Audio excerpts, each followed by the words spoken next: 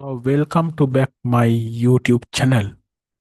So today I am going to teach you very important and very essential sentences pattern. ඔයාලාව අදත් මගේ YouTube නාලිකාවට සාදරයෙන් පිළිගන්නවා. අදත් මම ඔයාලට කියලා දෙන්න යන්නේ වැදගත් අත්‍යවශ්‍ය වාක්‍ය රටාවක් අපේ එදිනෙදා කතාවට අවශ්‍ය. අද වාක්‍ය රටාව තමයි මේ seem කියන වචනය. seem to be seem to be කියන කොටස. මොකක්ද මේ seem to be කියන්නේ?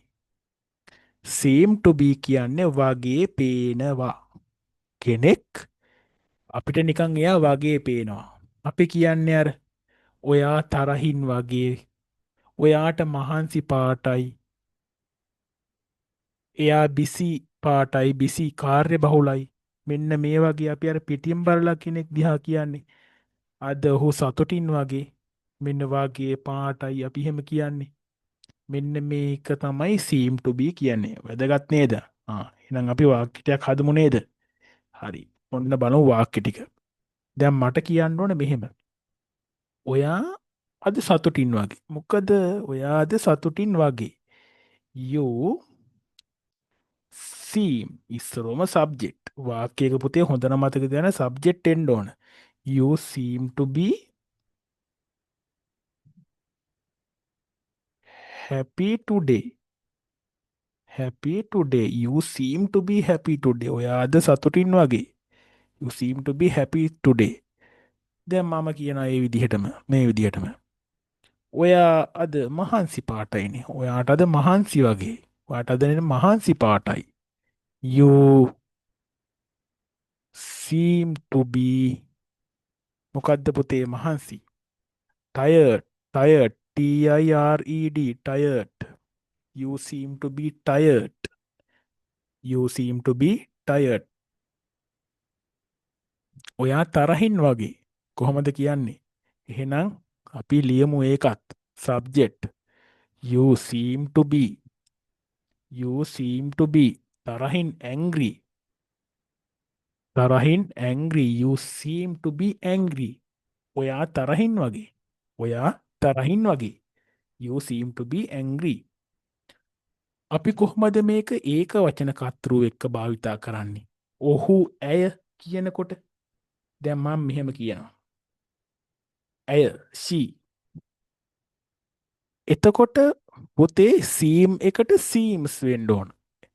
මේ ඒක වචනයිනේ පුතේ subject එක she කියන එක ඒක වචනයිනේ.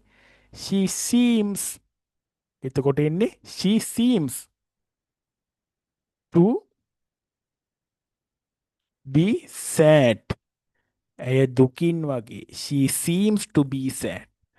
She seems to be sad. She seems શબ્දේ එන්න ඕන. She seems to be sad. අපි ඊළඟ එක බලමු. He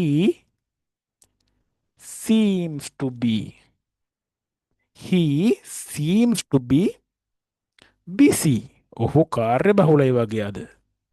busy today කියලා අපිට ගන්න පුළුවන්. ඕන නම්.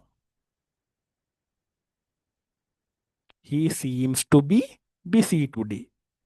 ඔහු අද කාර්ය බහුලයි වගේ. ඔහු අද කාර්ය බහුලයි වගේ. You seem to be happy today. ඔයා අද සතුටින් වගේ. You seem to be tired. ඔයාට අද මහන්සි පාටයි. ඔයා අද මහන්සි පාටයි. ඔයාට අපිට මට එහෙම පේනවා. ඔයාගේ මූණේ මේ දේ පේනවා. අපි කෙනෙක් දිහා බලලා එහෙම කියනවා නේද? ඒ භාවිතේ තමයි. You seem to be angry. ඔයා තරහින් වගේ. You seem to be angry. She seems to be sad. ඇය දුකින් වගේ. She seems to be sad. ඇය දුකින් වගේ. He seems to be busy today. ඔහු කාර්ය බහුලයි වගේ අද. ඒත් එක්කම මතක තියාගන්න මේ seem to be වලට පස්සේ මෙහි භාවිතය වන්නේ නාම විශේෂණ පදයක්. ක්‍රියාපද එන්නේ නැහැ. ක්‍රියාපදයක් නෙමෙයි මේ දාලා තියෙන්නේ.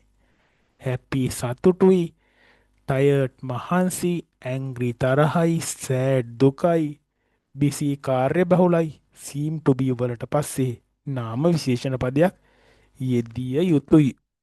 එයත් මේ සමගම මතක තියාගන්න. ඉතින් මගේ YouTube නාලිකාව සමග දිගටම එකතු වෙලා ඉන්න. මේ වගේ ලස්සන වැදගත් අත්‍යවශ්‍ය පාඩම් මම ඔයාලට රැගෙන එනවා. ඉතින් මං ආදරෙන් ඉල්ලා සිටිනවා මගේ YouTube නාලිකාව subscribe කරන්න, ඒ වගේම share කරන්නත් අමතක කරන්න එපා. අපි ඊළඟ පාඩුවෙන් නැවත හමු වෙමු.